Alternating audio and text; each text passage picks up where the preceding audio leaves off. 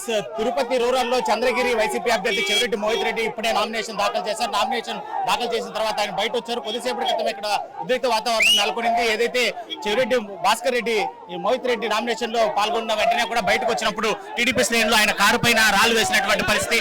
Sir Mohit Reddy గారు ఎలా సాగింది?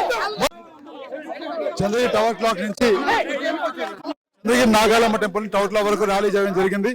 అక్కడి నుంచి కొద్ది మంది వచ్చి ఇక్కడ నామినేషన్ చేశాము. కానీ ప్రజలు ఈ రోజు నామినేషన్ బట్టే వాళ్ళు తీర్పిచ్చారని నేను భావిస్తున్నాను. ఇప్పుడే మీ తండ్రి గారి కారు పైన రాళ్ళు దూవారు టీడీపీ.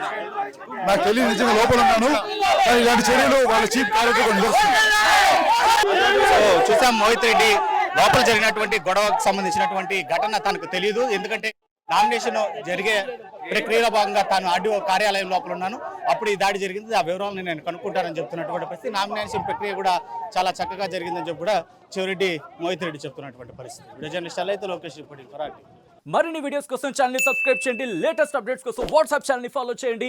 అండ్ లింక్ డిస్క్రిప్షన్ లో ఉంది.